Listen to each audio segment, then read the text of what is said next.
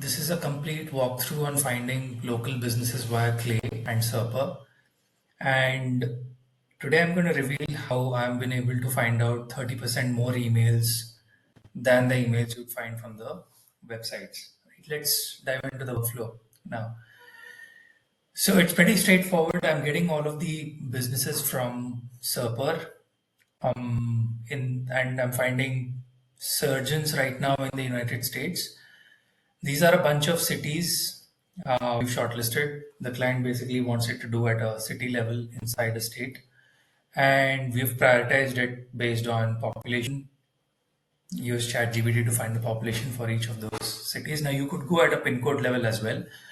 There's going to be more duplication, but obviously you tend to get more people. But for this, for this video, I've created at a city level. And the keyword that we're going to pass to Serper is orthopedic surgeon. Now, the setup with Serper is pretty straightforward. You're doing a post, and this is the API endpoint.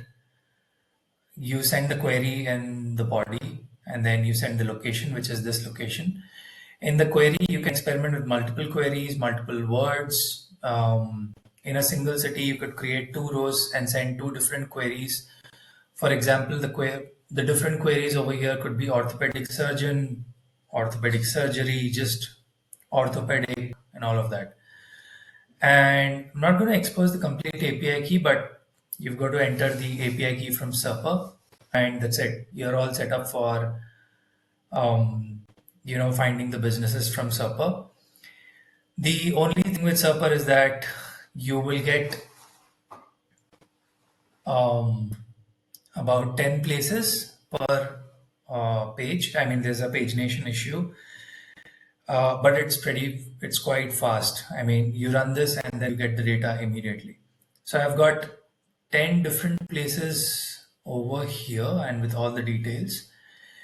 So what we would have to do is, and I've got 17 pages over here. For each of the pages, you've got to send the data to another table, which is via send data to another table, function on Clay.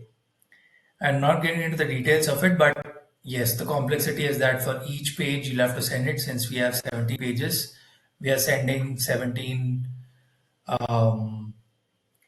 pages worth of data. Now, this is where the workflow gets interesting. So if you see this data over here, this is basically one single business from local businesses, right? So it says that it's a orthopedic clinic, and we have the number of ratings. We have its rating over here. We also have its website, and then a bunch of other details that's coming from another table.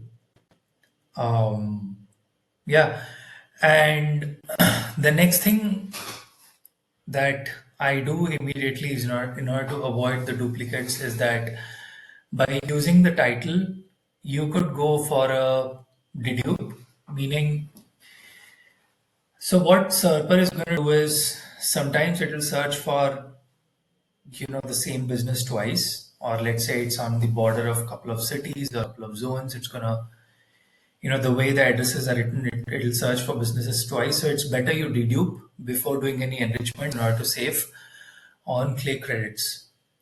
The next step I am doing over here is that I'm basically validating whether this is the right business for me or not. In this case, since we are searching for orthopedic surgeons, there is a chance that all institutes which are with the .edu domain can also come up over here, and all those institutes which are working around, research around orthopedic surgery can come. So I'm using a checkbox filter over here to filter out .edu websites. For anything else like a restaurant, or say, you're trying to find local painters or plumbers, you are going to find adjacent businesses that are related to those businesses, right? So, for example, if you're trying to search restaurants, you might find companies that have local SEO done and they're selling software to companies. You might find them as well. So, you've got to be careful in finding them out. In here, we are excluding all of the .edu companies.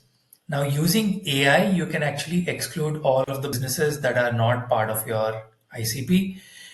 In this case, we are not targeting large companies. We are not targeting medical, service aggregators or large hospitals. We are only targeting independent businesses that have employee sizes less than 100. So it's a pretty straightforward AI.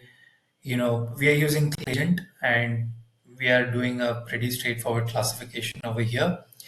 And then I have a checkbox to say which of this I want to enrich and which of these I don't want to. And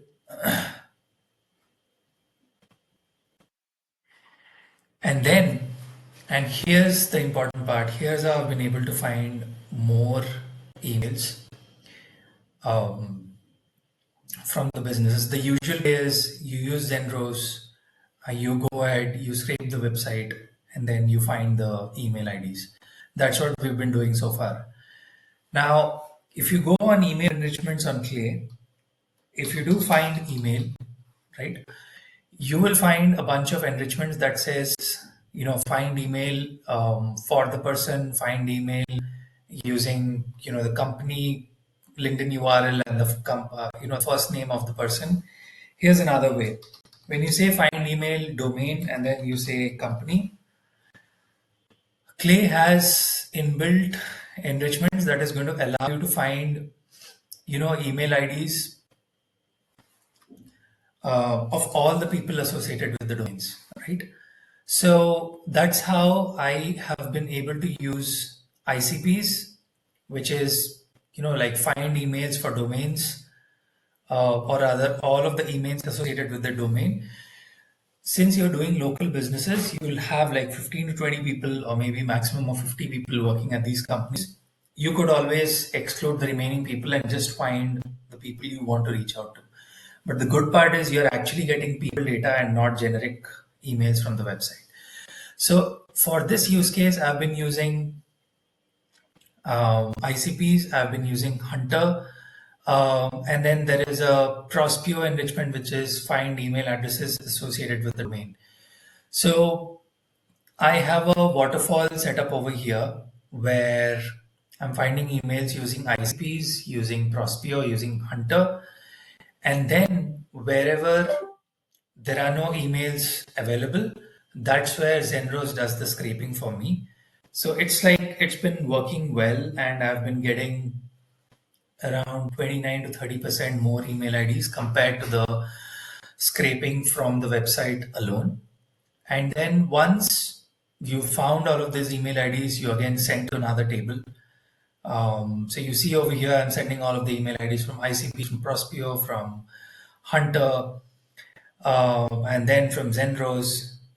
In certain cases, you can filter out. So basically, some email IDs where more than 100 rows are going. So basically, it means that AI is potentially not classified that business well, and this could potentially be a very large company, and you don't want to reach out to them.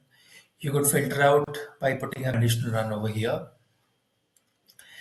And I'm also going to show a bunch of conditional runs. So basically, what we're doing is we are only sending where the emails have been found, right? Um, and then I'm sending each of the email IDs to another table. The important aspect would be to only use the emails that say as valid. Now, there's one more way that you could validate the email IDs again. I would suggest using Kit, and then you could verify the email using the API. There's another way, which is ICPs, Prospeo, and Hunter will give a validation status. You could choose to do a double validation if you want, because sometimes Prospeo and Hunter's email validation is not up to mark. You would have to, the next step is you would have to dedupe you know, using email if there are any duplicate email IDs. So I'm reduping over here once again. And then there's one more check that I'm doing. There is a slight chance that you'll get personal email IDs. So all the email IDs with the domains mentioned, Google, Instagram, .edu, Sentry, Facebook, Webflow, basically excluding all of them. So if you see there's a bunch of junk emails that I got over here, all of them are getting excluded, right? And yeah, I mean, now these email IDs are basically ready for an outreach. And in the previous flow, you would usually go about using Clay, Serper, and Zenthos to find the email IDs. In the new flow, I've added ICPs and Prospeo. That's helping me get more emails, and then you could validate using zero bounce or a try-kit or a million verifier. Thanks, guys. If you like this video, please repost, please comment, and reach out to me in case you need any help in setting up these workflows. Thank you.